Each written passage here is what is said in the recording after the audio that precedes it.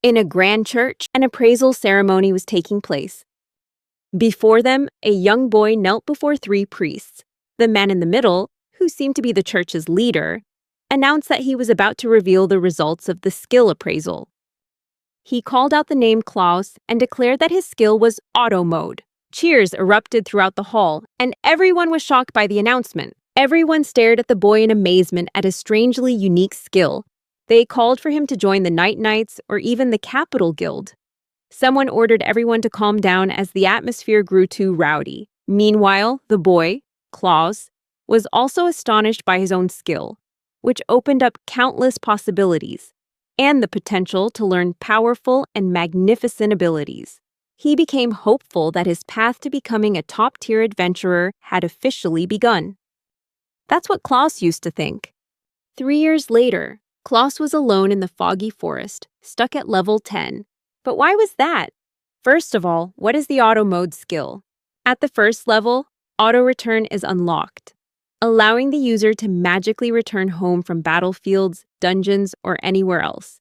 In other words, the skill is only useful for going home. At the second skill level, auto travel is acquired, allowing him to automatically travel to any place he has been before. However, since it only works for locations he already knows, it has been almost useless to him so far. With these skills, Klaus has been stuck in the low ranks for the past 3 years. His former party members were always fed up with him, constantly calling him a leech. This was a problem he always faced. Unfortunately, party leaders couldn't just fire him easily because others would think they were bad at recruiting members. For that reason, they always had to figure out a way to make the boy quit voluntarily. In the end, no one ever tried to stop him. Klaus had overheard that conversation countless times, and by now, he was used to it. Back in the foggy forest, Klaus focused and cut down a group of goblins. The only one left was the hobgoblin leader. Much larger and stronger than its minions, the young adventurer steadied himself and took a stance with his dagger, telling himself it was time to finish the mission. Even though he had left his party and started taking on solo extermination quests, adventuring was nothing new to him after 3 years in the business. Dashing forward while dodging the enemy's attacks, he found an opening to finish off the beast. With one final dodge, he plunged his dagger straight into the hobgoblin's chest, taking it down by himself. Klaus panted, exhausted from the battle. He began to carve up the monster's corpse to collect materials. Inside, he found a hobgoblin's magic stone, confirming that it was much larger than a regular goblin's. Klaus shattered the stone with his dagger, unleashing a flow of magic and experience points. Fortunately, all this energy helped him reach level 11, increasing his stats. He smiled in satisfaction. It had been a long time since he last leveled up, and he'd even thought he'd be stuck at level 10 forever. The people who started their journey at the same time as him had already reached level 50. But despite his jealousy, he had no choice but to keep moving forward. Klaus looked at his status bar and realized he had 19 unused points. On top of that, he realized he had enough points to upgrade his auto mode skill to level 3. Hoping to get something useful, he confirmed the decision. Klaus thought back to the times he was scorned by the Adventurers Guild and the Night Guard, treated as incompetent. Everyone called him useless, and their mocking laughter echoed endlessly, filled with desperation, mixed with a little bit of hope. Klaus pressed the skill upgrade button with an anxious smile on his face. As he looked at his status screen, he only saw the new skill, Auto Collect Resources. He collapsed to his knees, immediately imagining himself unconsciously running around gathering acorns and climbing trees in auto mode, while his useless self was happily out searching. Klaus realized this was just another useless skill. He let out a bitter laugh at his own misfortune. As the saying goes, expectations without results only lead to disappointment. It would have been great to get a skill like automatic wound recovery or a level up boost, but no. In the end, after all that effort to upgrade, all he got was the ability to gather herbs. Disappointed, Klaus used his auto-return skill. A timer appeared, showing his destination and the time remaining until he arrived. He activated the skill and fell unconscious on his way home. The countdown timer slowly reached 0, signaling he had arrived. The adventurer, Klaus, woke up to find himself standing in front of his house. Before he could even announce his return, the door swung open, and Liz, his stepsister, greeted him with a bright smile. Quickly pushing him inside, she insisted he take a bath before dinner. A warm meal was already waiting on the table, and the two siblings thanked each other for their hard work. With a radiant smile, Liz cheerfully announced that tonight's menu was hard rye bread and nopa, cabbage stew with bacon. Klaus came out of the bath feeling refreshed and said he'd eat after drying his hair. Liz immediately lifted him up and set him at the table, forcing him to eat while she dried his hair for him. Instead of being gentle, she vigorously rubbed his head with a towel, saying it was important to eat the stew while it was hot, especially since she'd gone to the trouble of heating it up properly. Liz kept urging Klaus to eat right away. She insisted that just one bite would make him feel better. He realized Liz had noticed how down he was. It wasn't surprising, though. She was his sister, after all. Liz asked if he was upset about his adventuring work and the fact that his special skill had leveled up. He quickly admitted it and apologized. Liz was confused, not understanding why he was apologizing, so Klaus explained that he wasn't earning much money and was always causing trouble for her. Their father still hadn't returned from the war, and her adoptive father had disappeared after bringing the little girl home, leaving the two of them to care for each other. Before Klaus could say any more, Liz hugged him tightly from behind and asked if he felt any better. He immediately panicked, stammering that it was weird for a big brother to feel better because of his little sister's body. But Liz ignored him and said he had it all wrong because she was still a minor and couldn't work yet. If anyone was causing trouble, it was her. Liz told him to never blame himself again. Still hugging her brother tightly, she insisted that he shouldn't worry so much about his skill, since it had never been useful anyway. Liz added that she was almost old enough to discover her own skill, and promised that when the time came, she would support him. Just then, Liz kissed her brother on the forehead, both of them becoming flustered by what had just happened. Liz quickly ran off, saying she was going to bed, while Klaus called her a little rascal just before she left the room completely. Liz turned back and said that the only thing she wanted was for Klaus to come home safely. With that, she wished him a good night, leaving her brother with a relieved smile. Comforted by her words, he resolved to do his best tomorrow. Klaus ate his dinner in quiet contentment, but there was something he didn't realize at that moment. That his special skill, the one he thought was useless and laughable, would only truly unlock its real potential upon reaching level 3. The true nature of auto mode was that it would always automatically complete its objective, no matter what that objective was. The next day, Klaus was in the resource gathering area of the poison swamp, feeling shocked and confused as he stared at 30 neatly packed bags of detoxification herbs in front of him. Earlier that day, he had come here to complete a request from the guild to gather herbs. Although he was still tired from his auto mode skill upgrade, Klaus decided to check what was going on. He opened the auto resource menu and was stunned by what appeared. In the window, there was a list of all the resources that could be gathered in the area. Among the items was the exact detoxification herb he needed for the quest. Another window popped up, asking him for the quantity to collect. He set it to 30 bags, and the window informed him it would take 4 minutes to gather everything he needed. This was so unbelievable, it was almost funny.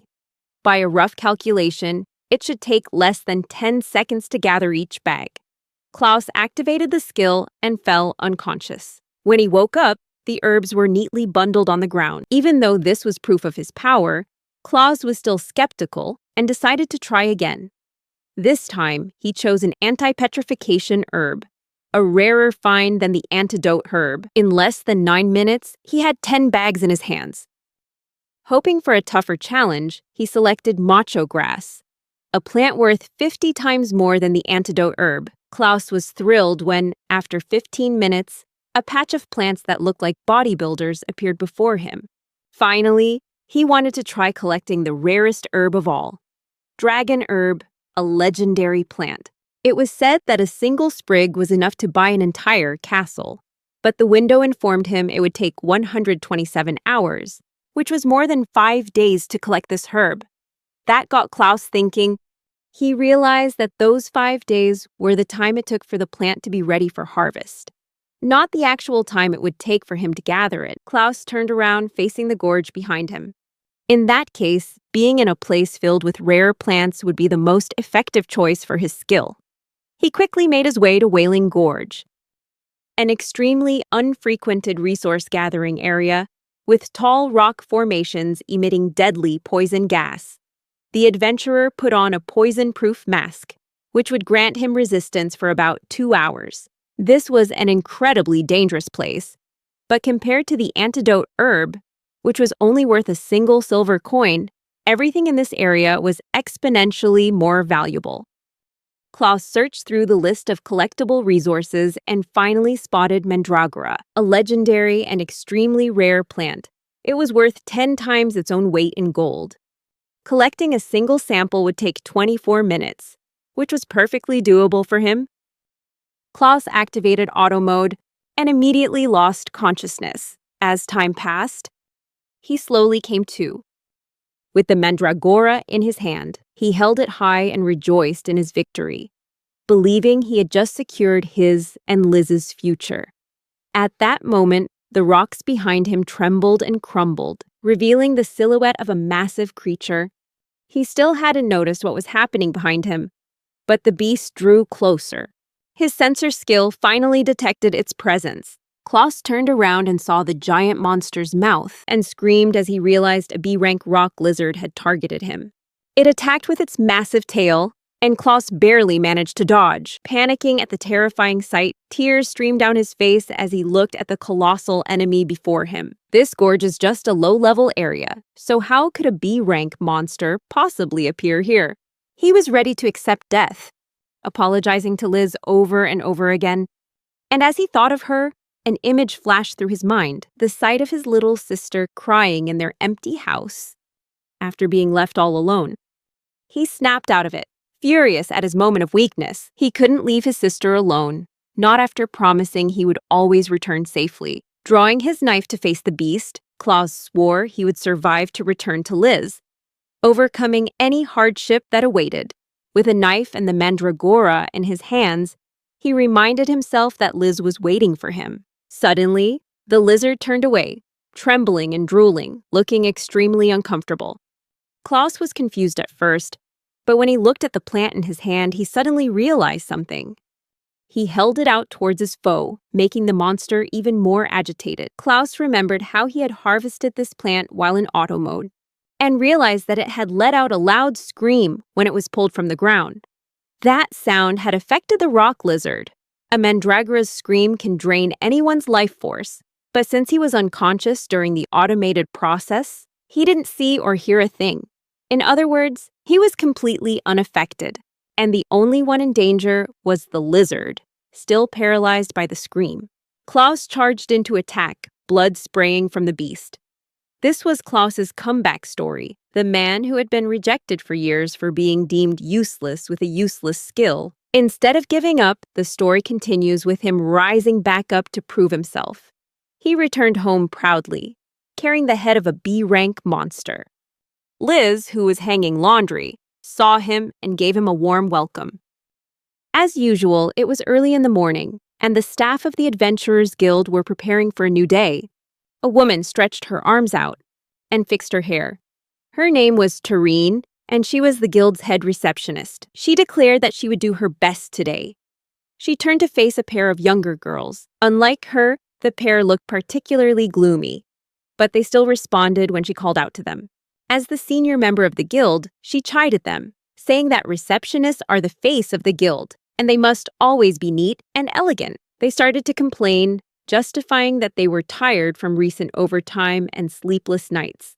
The two began to plead, but she quickly cut off their excuses, insisting they should be as graceful as a dancing swan and never show their fatigue to clients. They recalled the events of the previous day and blamed the adventurer party that had returned after being gone for a whole week. They had arrived without any notice, carrying a pile of materials without an appointment. The young pair fumed that those rude adventurers had no idea how much time and effort it took to sort, appraise, and organize everything for transport. Their senior understood, but told them to go wash their faces. Then they mentioned Klaus, wondering where that low-rank old-timer had gone, as they hadn't seen him in a long time. Terrine realized she hadn't seen him either. Just then, the man himself burst through the door.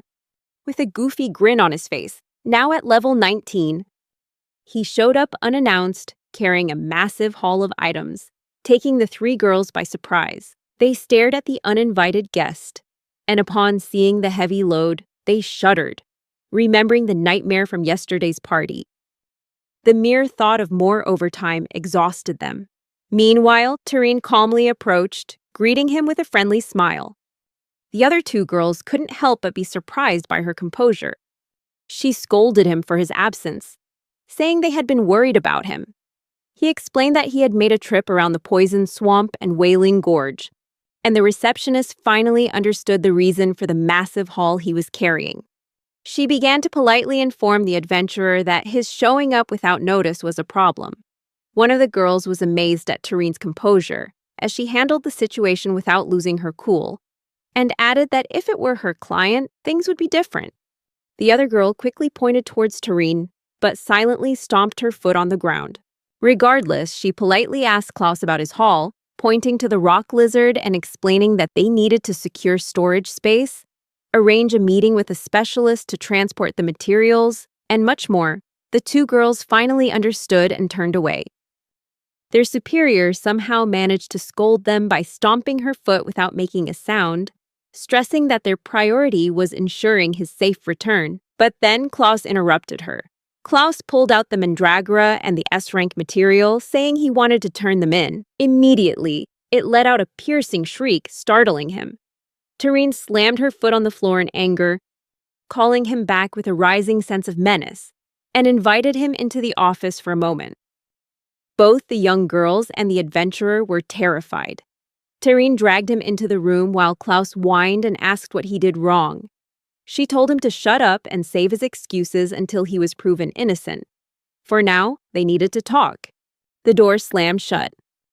In the guildmaster's office, Madame Salazar, she identified his name and rank, placing his guild token on the table. Although she assured him he wasn't summoned to be reprimanded, the air in the room was thick with mystery, making Klaus tremble with anxiety. She took a sip of her tea and said she wanted to thank Klaus for all his efforts in the guild. However, there was a matter that needed to be addressed. Klaus was surprised when the mandragora was placed in front of him. Salazar said that this item was not something easily obtained, and then demanded he explain where and how he got it. The gazes of the guildmaster and the receptionists made the atmosphere heavy, turning the conversation into an interrogation. He tried to break the tension with an excuse, saying he had stumbled upon the item in Wailing Gorge. They scoffed at his excuse, clearly skeptical, but let him go in the end. After a lengthy discussion, he finally left the guild, carrying a bag that looked very heavy. Klaus raised his hands in celebration, saying he got through it without telling a single lie. Although he did leave out a few details about auto mode, he had overcome his earlier anxiety. Looking at the bags he was carrying, he thought of Liz again. He bragged about the money he received, a total of 22 gold coins and 70 silver coins. If a single copper coin was worth just a piece of rye bread, then 1 gold coin was equivalent to 10,000 pieces. He had hit the jackpot and could just imagine his sister's joy. However, the money he'd collected didn't include the reward from the mandragora. Salazar had explained that the retail price for this rare plant was about 250 gold coins. He cried out in surprise, but Salazar told him to keep in mind that was just the retail price. The wholesale price would be around 65 gold coins. Unfortunately, the guild didn't have enough cash on hand, despite being a relatively large organization. Though he didn't like it, Salazar advised him to trade for other items, such as magic stones of equivalent value to the mandragora. Klaus agreed to the deal and received a total of 13 large magic stones. Compared to the magic stone from the rock lizard, that one was just a medium-sized stone. With these stones, he could upgrade even further. In his excitement at getting closer to the top, Klaus jumped up and hurried back home. Meanwhile, Salazar and Turine watched him from the guild window. The guildmaster was concerned because something wasn't right. Just yesterday, this kid was a good-for-nothing, yet today he suddenly brought back a mandragora and S-class materials. Furthermore, he had also ranked up to D rank and defeated a B rank rock lizard all by himself. Salazar turned back to watch him carefully, because there was a chance he could become someone they could rely on. There was also the possibility that today's events were just a fluke, but that was all the more reason to monitor his actions and assess the situation more thoroughly. The receptionist assured her that he wouldn't escape their watch. Soon after, Klaus, now level 27, was in a new area not popular with newcomers. The Sunset Mine was notorious for being unprofitable. After witnessing the flawless power of the auto mode for gathering plants, Klaus Noldor wondered if the same would happen with the other options. He decided to find out for himself and entered the mine to test the ore gathering mode. As he stepped into the cave, a strange figure appeared from behind. The Sunset Mine was a massive mine excavated by an ancient dwarven clan. Its name came from the illusion of a sunset inside, caused by the abundant glowstones illuminating the tunnels. This place was once a center for mining mithril ore 1,000 years ago. Today's quest objective was to collect 200 glowstones, as they had become an essential light source for society, often used on streets or in homes. Unfortunately, its value to society hadn't increased over time, as it was an easy ore to mine. Glowstones smaller than average size were worth no more than a child's pocket money in this day and age. However, Klaus had a secret weapon. He opened the auto mode status menu and saw a whole series of large-sized glowstones that could be collected. Even though he was still standing at the cave entrance, it only took him 4 minutes to get 20 of them. Seeing how easy the quest was, Klaus was sure today would be an easy day to make a big score. With just a few taps, he completed the objectives and activated the auto-resource gathering skill. Klaus confidently began mining, making a lot of noise as he ventured deeper inside. Accompanying him was a person in a cloak who remarked that Klaus talked a lot and sighed in exasperation. This small woman was Tiara, a mid-rank adventurer and Turine's younger sister. She complained that she was only following this noisy kid because her precious sister had asked her to. Still, she wondered why a mid-rank like herself had to watch over a low-rank adventurer. Tiara grumbled as she turned to look back at Klaus, but was surprised to find he had vanished. She stepped out from her hiding spot, dagger gripped tightly in her hand, ready for a fight. However, she still couldn't find anyone else in the cave, even though Klaus had been right there just seconds before. Tiara rushed off to find him, then suddenly noticed a few pebbles falling from above. Looking up, she saw Klaus hanging from the cliff face using only a few pickaxes. He used his momentum to flip himself onto the top of the cliff. Tiara couldn't help but be amazed by the speed at which Klaus had climbed to that position.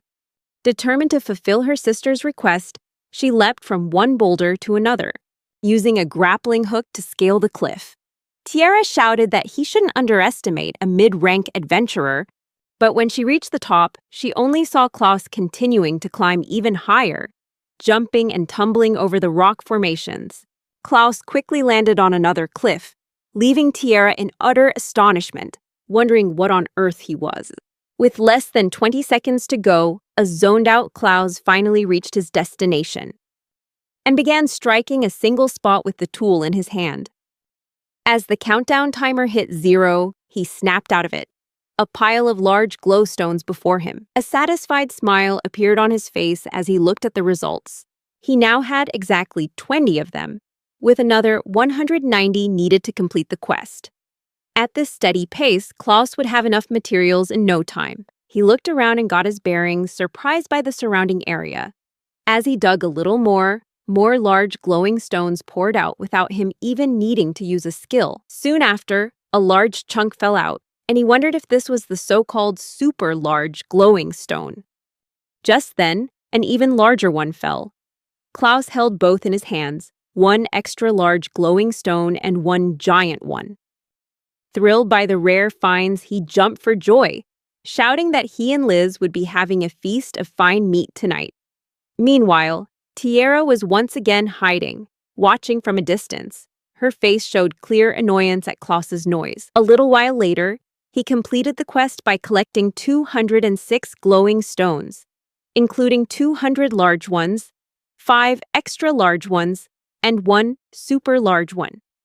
Klaus sat down with a satisfied look, amazed at how useful his auto-gathering skill was. But it wasn't over yet. He opened the skill window once more, realizing there were many other types of ore he could mine, like copper, iron, lead, gold, silver, hoverstone, and even magisteel. Seeing new options that weren't there before, Klaus realized that the materials displayed depended on the ores he had previously encountered. However, just because it appeared on the menu didn't mean gathering it would be easy. Some high-rank ores would require 20 to 200 hours to mine, and were likely located somewhere outside the mine.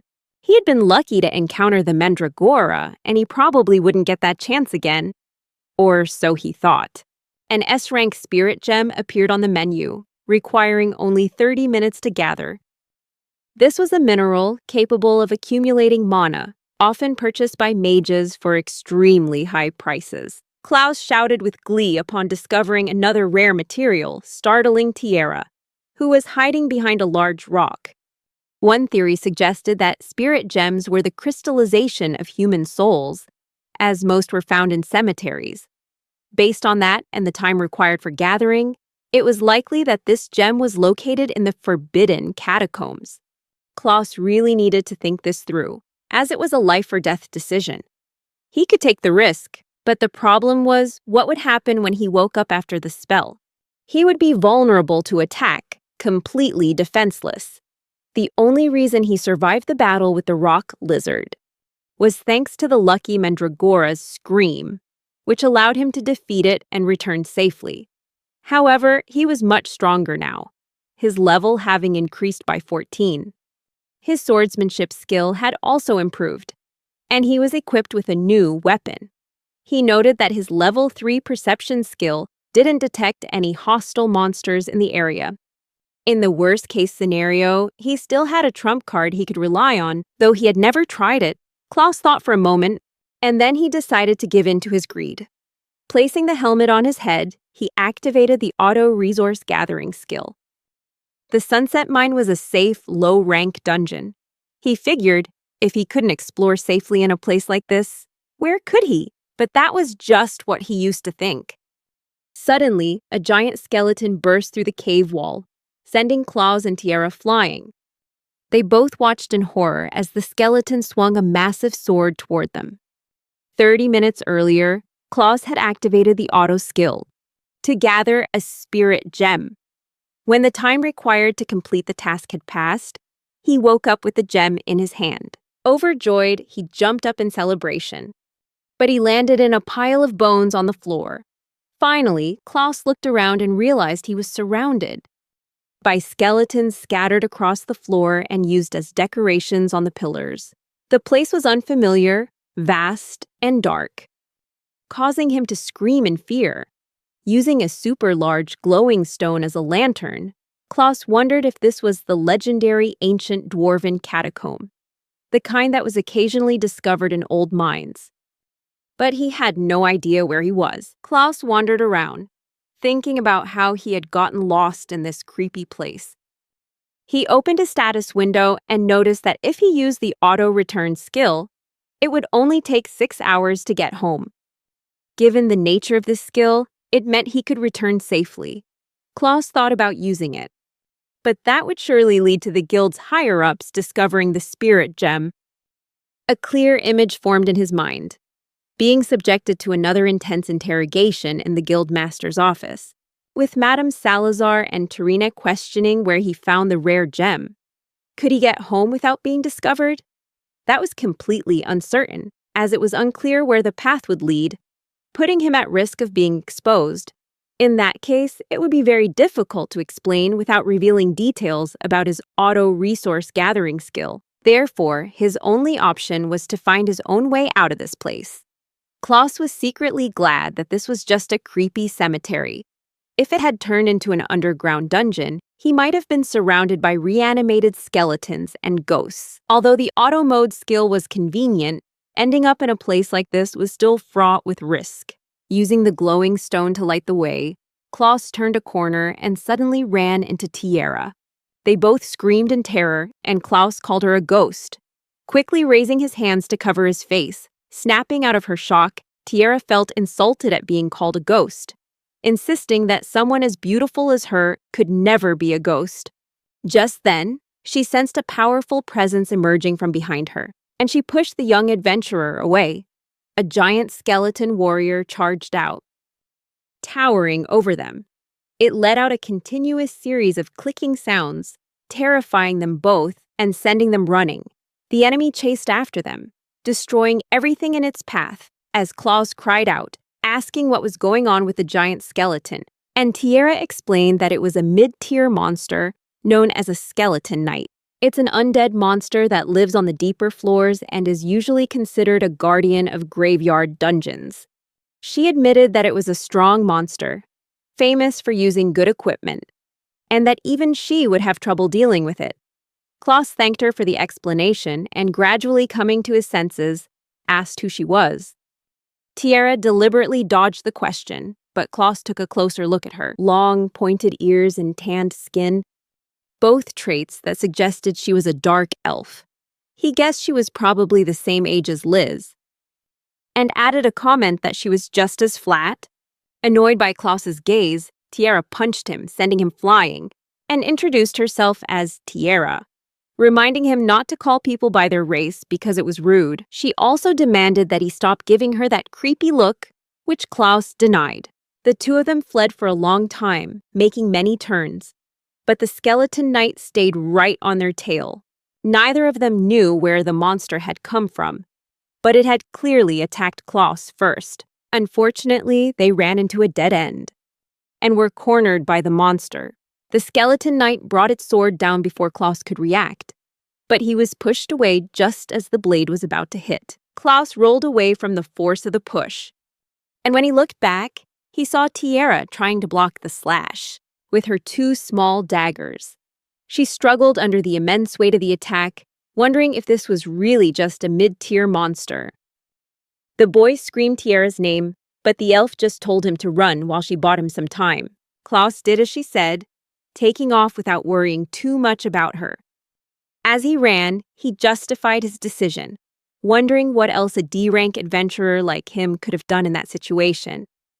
An image of Liz suddenly flashed through his mind. Back at the battle, Tierra was still bearing the weight of the sword when Klaus suddenly appeared in midair, plunging his pickaxe into the skeleton knight's helmet. The monster was unaffected but furious at the interruption. It turned its head toward Klaus and spun its entire body, swinging its weapon and knocking both adventurers into a wall. Tierra, lying in the rubble, called Klaus an idiot, scolding him for not running away. He replied that he could never do something as shameful as letting a girl like Liz fight for him. There was no way he could accept that because he wanted Liz to welcome him home with pride. Klaus turned to the skeleton knight, telling it to get ready, because he was about to use a new skill he'd never tried before. Klaus had obtained the new skill by leveling up with a magic stone, but he had decided to seal it away because it sounded too dangerous. Given the situation, he activated Auto Mode, Auto Battle Level 4. At the first level of Auto Mode, Klaus could use Auto Return, a skill that let him automatically return home from anywhere without fail. At level 2, he learned Auto Travel, which allowed him to automatically move to places he had already been, whether it was a field or a dungeon. Level 3 was Auto Resource Collection, a skill for automatically gathering resources.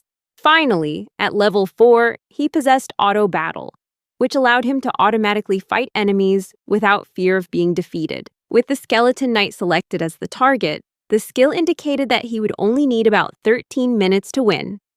Klaus smiled at the thought that a D-rank adventurer like him only needed 13 minutes to take down a mid-tier monster. Meanwhile, Tierra was still in pain, telling him to run away with that newfound confidence of his. Klaus gritted his teeth and activated the skill, not knowing what would happen next. He began to activate the skill. The timer started counting down, and he began to lose consciousness. Just like every other time, he fell completely asleep, leaving Tierra completely bewildered.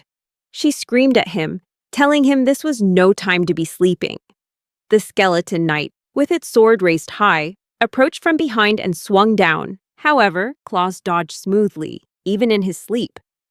The monster continued to slash relentlessly, but all of its attacks missed. Frustrated, it unleashed a flurry of crazed attacks. But once again, the blows were easily dodged by the unconscious adventurer. The skeleton knight's eyes flared with anger, and Tierra told it to stop. But that only enraged the monster further. After it stabbed the ground repeatedly, the dust began to settle, and Tierra had no choice but to look away, believing the boy had surely been torn to pieces. Suddenly, Klaus lunged forward and quickly circled around the skeleton knight. Tierra was stunned to see him still alive, wondering if he had intentionally provoked the enemy to make it perform those wide slashes. He was dodging the attacks quite well, but Tierra couldn't imagine what he could possibly do with just a shovel and a pickaxe. Just then, Klaus showed her exactly what he could do with those tools. He used the shovel to execute a sharp pivot, bringing himself back into close combat. Appearing right behind his opponent, he was ready to strike. Tierra's jaw dropped in astonishment as she saw the skeleton knight's helmet fall to the ground. Klaus landed swiftly on the ground after his attack, leaving a large crack in the monster's skull. However, it still turned its head to face him, ready to fight despite the successful hit. The monster charged at him, more furious than ever, unleashing a series of slashes with terrifying speed. Klaus narrowly dodged all of the attacks and countered with the pickaxe in his hand. Tierra was speechless, a mix of astonishment and alarm, as she watched Klaus, a low-ranked adventurer, go toe-to-toe with the powerful monster. She wondered who this man in front of her really was. Meanwhile, Klaus leaped up to dodge a swing of the sword, landing on the handle of his shovel. With less than 8 minutes left on the clock, he gripped a knife in one hand and his trusty pickaxe in the other. Terrine's bewildered scream echoed throughout the Adventurers Guild. Her feet were glued to the floor, and in front of her was the spirit gem Klaus had brought back from the Sunset Mine. It glowed with power, and she screamed, confirming the reality of what was sitting on her counter. Flustered by Terrine's commotion, Klaus pleaded with her to lower her voice, then quickly covered her mouth as she was about to say more. He was worried that others would hear, but it was too late as whispers had already started. Some wondered what it was, while others expressed doubt about the gem's authenticity, even suggesting it might just be an ordinary glowing rock. Terrine fell silent, but still leaned against the counter, asking if he knew what the situation meant. When Klaus sighed and admitted he'd overdone it again, she told him to be quiet. The receptionist gripped his hand, hoping he hadn't forgotten the implications and that she wouldn't have to spell it out. Of course, Klaus knew exactly what it meant, but that was precisely why he disliked the idea of what was coming. He knew for sure he'd be summoned to the office again, with no choice but to face that terrifying person. The office door creaked open, and the terrifying person, Guildmaster Salazar, loomed with a frightening smile. She pointed a finger at them. The cheerful expressions on everyone around them vanished, and Salazar ordered them into her office. Terrine simply complied, saying she would lead Klaus to the office. Klaus once again found himself sitting in front of the Guildmaster, this time with a different, perhaps even rarer material between them. Salazar asked him where he got the spirit gem, and Klaus just laughed, scratching his head, saying he'd accidentally stumbled upon it.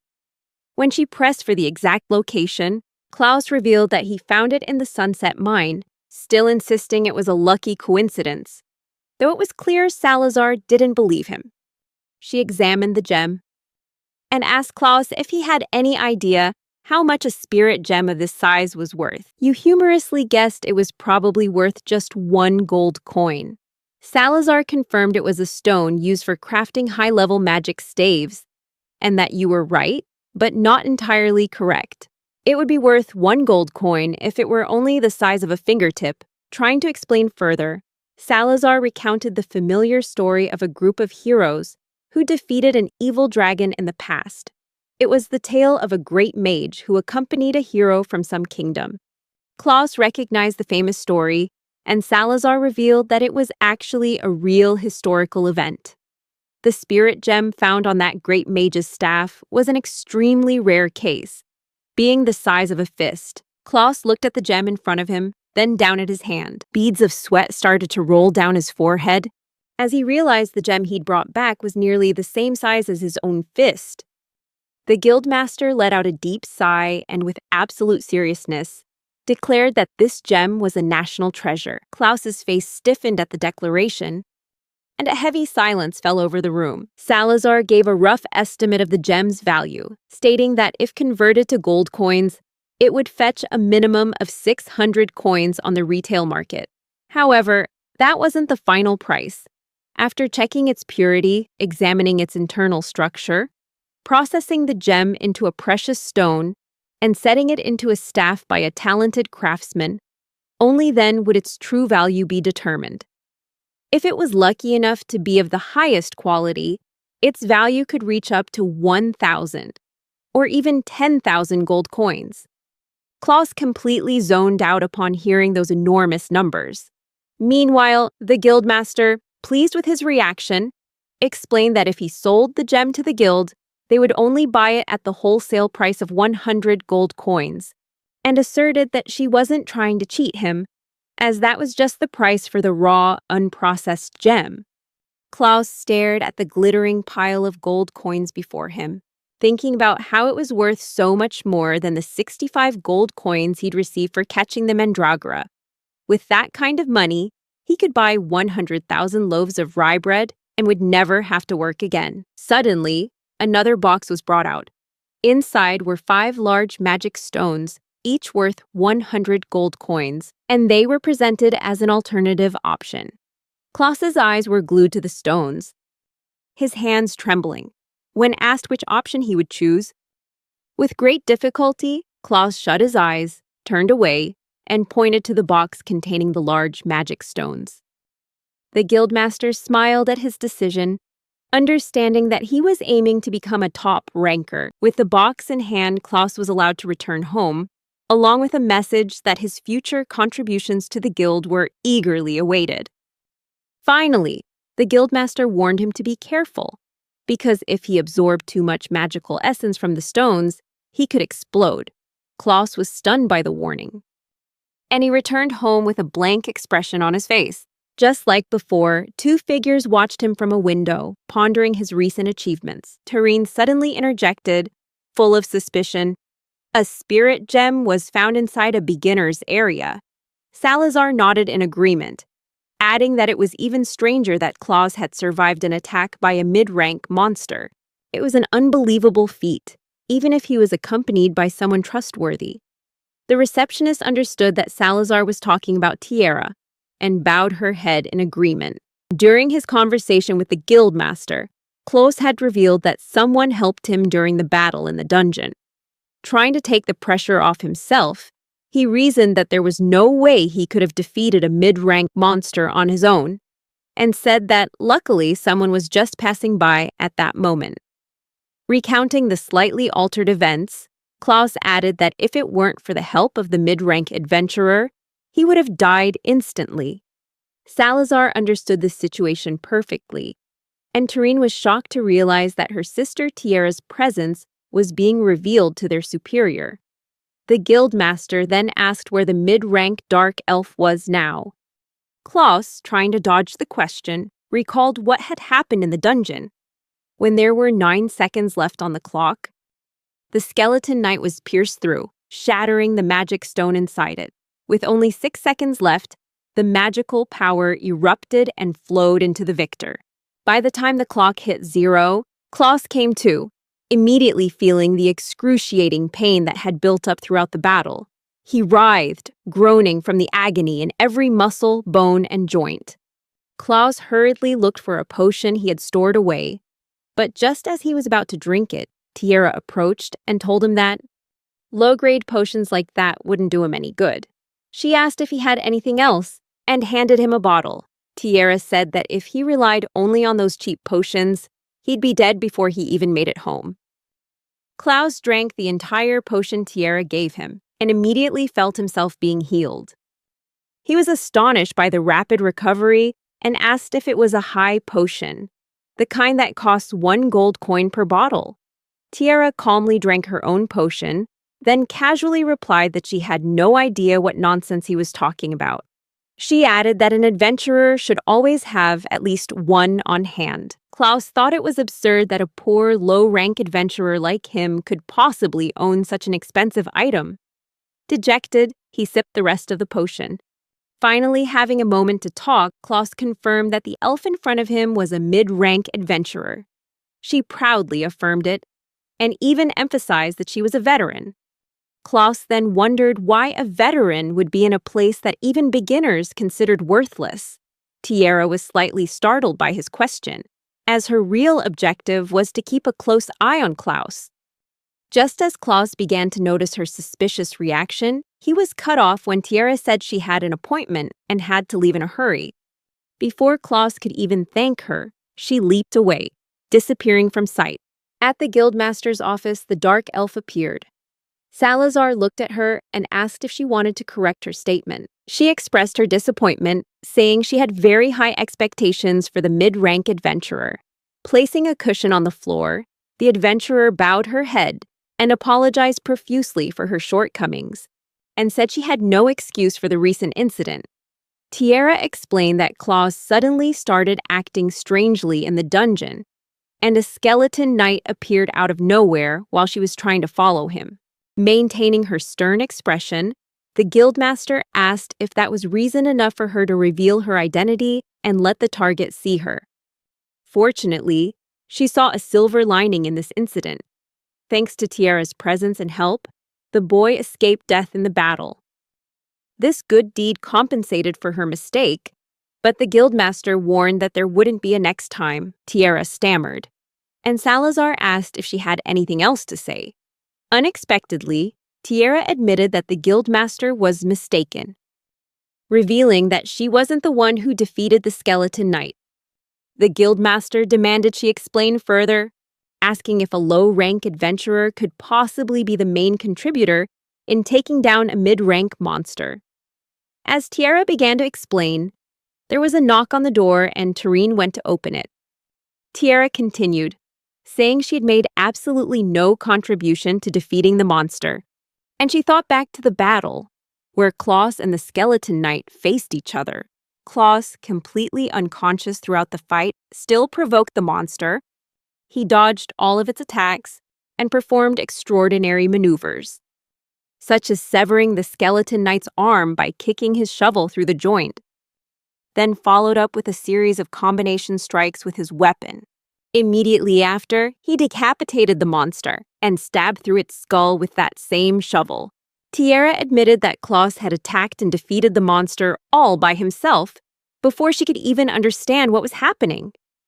The guildmaster looked at her in astonishment, saying this was a pity as she had high expectations for the elf. Tierra pleaded that her words were true, and although she didn't understand what happened either, the boy really did win on his own. Meanwhile, the receptionist was talking to a colleague, who seemed very flustered. Salazar summarized Tierra's words, that a low-rank adventurer had defeated a mid-rank monster by himself. Still kneeling, Tierra swore it was the truth. Tarine flipped through the documents she had received, and abruptly interrupted the conversation. She went on to say that, unfortunately, the details of the incident were still not quite right. According to the preliminary report from Luke, the monster Klaus fought this time was actually a skeleton general, which is a high-rank monster. This explains why even Tierra struggled against it. Everyone was shocked by this revelation, as it meant the boy had defeated a high-rank monster all by himself. Meanwhile, at the market, Klaus was completely unaware of what was happening. He was just happy he could buy some rat meat for his little sister, even though he was standing at a fish stall.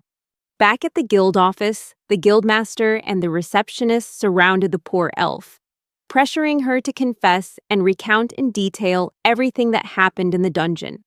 Tiara burst into tears, saying it was impossible because she herself couldn't understand the boy or who he really was. On the table, there was an inventory logbook listing the items submitted to the guild on a certain day of the month, checked and processed by Tureen. The submitter of the items was Klaus Noldor, 18 years old, a D-rank adventurer from the guild.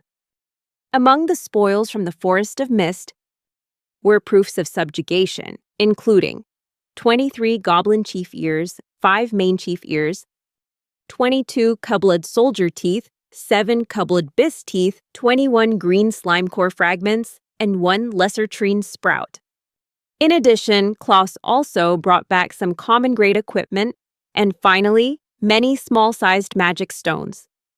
The entire guild was working frantically to document and process all these spoils, and no one could hide their annoyance at the sheer volume of bulky, unnecessary items.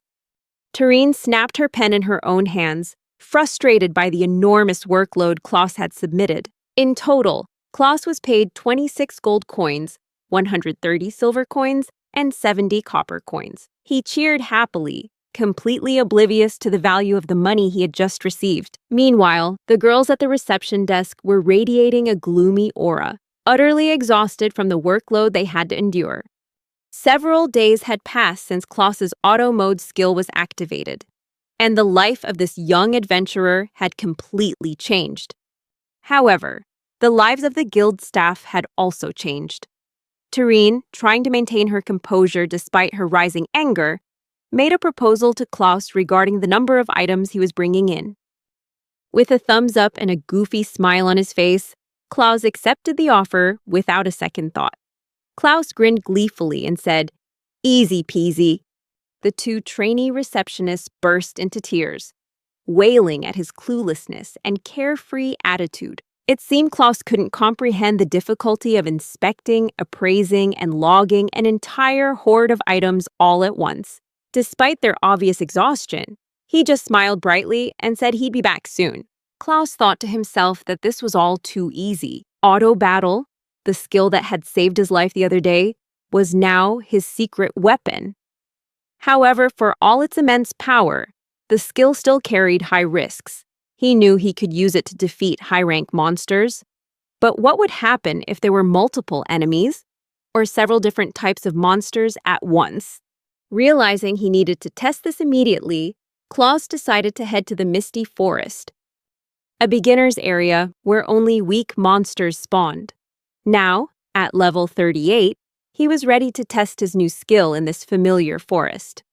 Having been there many times, Klaus knew all the monsters in the area and was confident that nothing in this forest could be as strong as the skeleton general he had faced before. Klaus activated auto battle and quickly lost consciousness.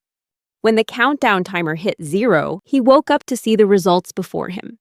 All around him were the countless corpses of goblins and kobolds, their weapons scattered everywhere.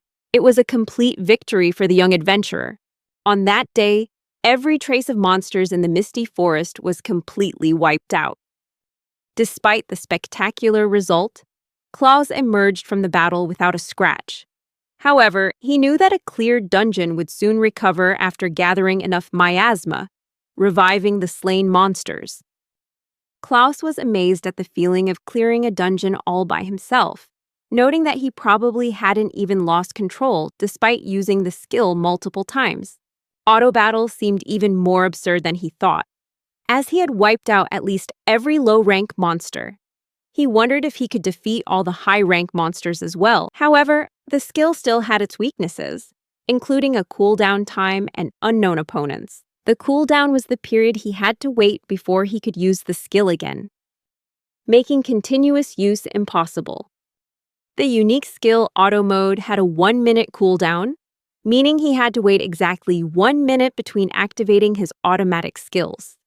For example, after the timer for auto resource collection ran out, he had to wait 1 minute before he could activate auto battle, which could be a problem if a monster was lurking nearby. The usual plan would be to counterattack immediately upon being ambushed. But with the cooldown restriction, this also meant he couldn't use auto-return to escape the area while it was on cooldown. The skill's second weakness was unknown opponents. Although auto-battle allowed him to fight effectively, it couldn't be used against an enemy he had never faced before. When fighting the skeleton general, Claus had to attack it at least once before he could use the skill effectively. All this showed that despite its drawbacks, auto mode was still a powerful trump card Claus could rely on. With this skill, he aimed to become a top-tier adventurer. After a long day of testing in the misty forest, Claus finally made it home.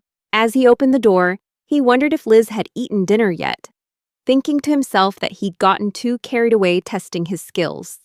Just as he stepped inside, a spoon flew straight at his head. It hit him and bounced right back where Liz caught it deftly. His little sister glared at him, pouting, angry that her brother was home late. With a sulking face, Liz expressed her disappointment, reminding Claus that he had promised to be home early today. As punishment, she declared that he would only get cold soup for dinner, pointing the spoon in her hand at him as he lay on the floor. Claus quickly apologized, asking her to hear him out. He said he got too absorbed in something, and by the time he realized it, it was already dark. Liz wasn't having any of his excuses, insisting that he always said the same thing whenever he was late. She tried to calm down, admitting she was happy he was enjoying his sudden progress, but said she wouldn't care anymore if he kept ignoring everything around him and got seriously injured again. She turned her back and walked further into the house, and only then did Claus truly realize just how worried she had been ever since he came home injured after his fight with the skeleton general. Even though he thought all his wounds had been healed by the high potion Tiara gave him, it seemed he still had new bruises under his clothes. Liz had discovered them and panicked when she realized what had happened. Ever since then, his little sister had been on edge, worried about his safety. Claus just rubbed his head and apologized, swearing he hadn't done anything dangerous since the incident with the skeleton. Then, suddenly, he asked Liz if there was anything she wanted to buy recently. Liz yelled, annoyed at her brother's attempt to bribe her, but she immediately dropped her refusal and said that since he was asking, maybe they should buy a new set of cookware, specifically one made of mithril, a precious material. The mithril pot set was incredibly durable, priced at 12 gold coins. Claus was taken aback by the expensive request and asked if it was the set they had seen in town, with a price tag in the double digits for gold coins. Liz smiled when she saw he remembered the item. He quickly said he'd be happy to buy it for her. Claus recalled his sister's words when they passed the shop, how she had laughed at the item's ridiculous price. Liz had even joked that a mithril pot must be for cooking dragons. Her brother remembered every word and asked if she really planned on cooking a dragon. With a terrifying glare and an icy tone, Liz replied that it wasn't a dragon, but her brother. Claus was horrified by his sister's words, and Liz added that if he ever came home with any more injuries, she would tenderize him with that mithril pot. Although he begged her to stop joking about such painful scenarios, Liz continued seriously, saying she would never forgive him, even if he cried and begged. Liz wanted to make sure Claus never pushed himself into excessive danger again. But then her demeanor changed, and with a gentle smile, she asked him to promise to take care of himself. Claus raised his hands in surrender and promised to never overdo it, to always come home safely to his dear little sister. Claus's words left Liz flustered and a little embarrassed. But she knew he was right. Nothing good comes from trying to do the impossible. Claus dusted himself off and said he should probably take a bath before dinner. He reminded himself that just because he was aiming for the top didn't mean he should make his little sister cry. Then Claus turned to Liz and asked if he could have hot soup instead of cold soup for dinner, repeatedly calling his sister dear. Flustered by his words, Liz finally agreed, telling him to go take a bath while she remade his dinner. Claus revealed that he had earned 27 gold coins from his previous job, and now they could finally buy the mithril pot set, which made Liz very excited. From that moment on, Klaus decided to work hard and think carefully to make the impossible possible. And so, the next morning in town, Klaus leaned confidently against the donkey cart he had just rented, his eyes sparkling at his new acquisition. Liz looked at him with a puzzled expression, asking what it was while handing him his lunchbox. Klaus explained that it was his new arsenal, a donkey cart rented from the guild this morning. Liz pushed him aside and said bluntly that she knew it was a donkey cart, but what she was really wondering was whether he planned on becoming a peddler. Klaus, still wearing an arrogant smile, said he would use it for his expeditions. He came up with this idea while thinking about how to aim for the top without doing anything too dangerous, which had been worrying Liz. Based on these considerations, Klaus decided that the usual strategy for achieving the impossible was to recruit allies. Recalling the previous night when he had to carry 700 items on his back, Klaus realized that an ally could help him lighten his load of loot, make it easier to fight strong enemies, and significantly shorten his travel time home, reducing the chances of getting scolded by Liz. Plus, a donkey cart would allow him to explore farther locations. However, in his current situation, being shunned by many, Klaus realized he couldn't easily recruit human allies. His sincere words moved Liz, who teared up and told him not to say such things, or else she'd start crying first thing in the morning. Klaus continued to explain his plan and concluded that he could solve the problem by renting a donkey. With the animal's help, most of his problems were solved. Finishing his explanation, he jumped into the donkey cart with excitement and declared that he intended to conquer 3 different locations that day. Liz couldn't believe what he was saying, but Klaus just rode away on his donkey, Silver, confidently declaring that he would complete all the unresolved quests in 3 nearby, less popular newbie areas. Liz tried to stop him, saying that going to 3 places in one day was impossible, but it was too late as Klaus was already far away. At the Adventurers Guild, Tareen and the other staff members bowed their heads.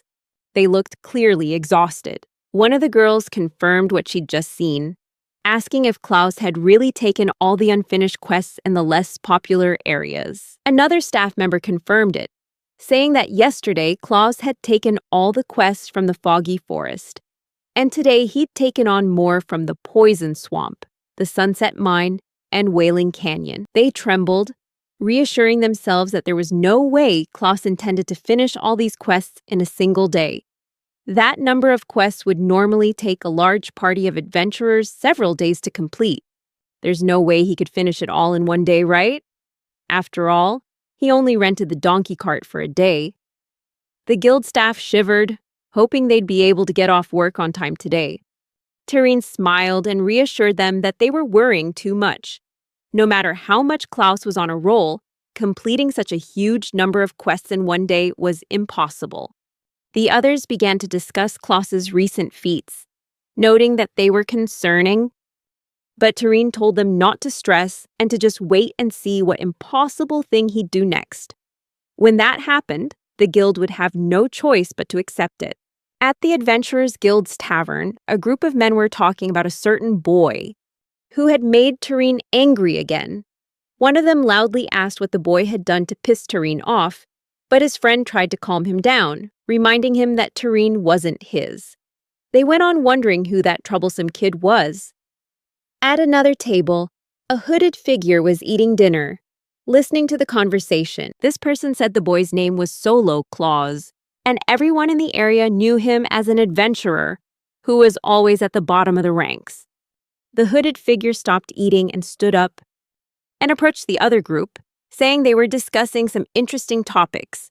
When the group acted hostile, the mysterious figure signaled the tavern master to fill their mugs. He fumbled for a moment, then approached them to join the conversation.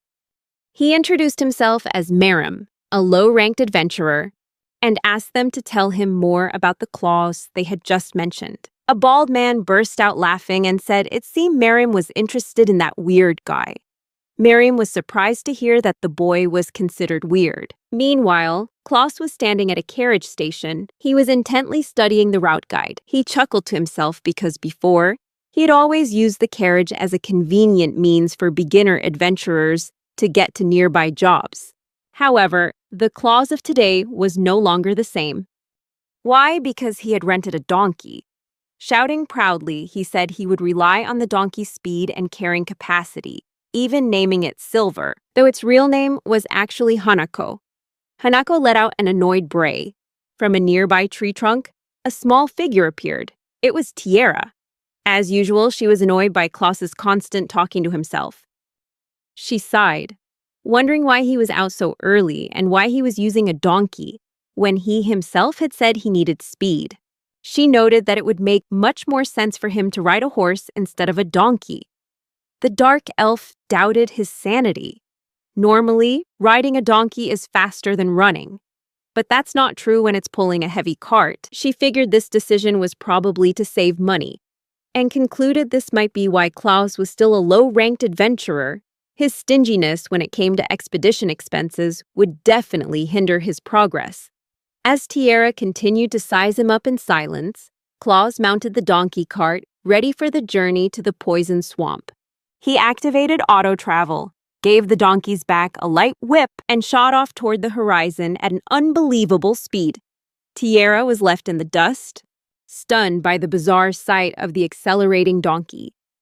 She had no choice but to run after them. The poison swamp normally took about 2.5 hours to reach by horse in favorable conditions.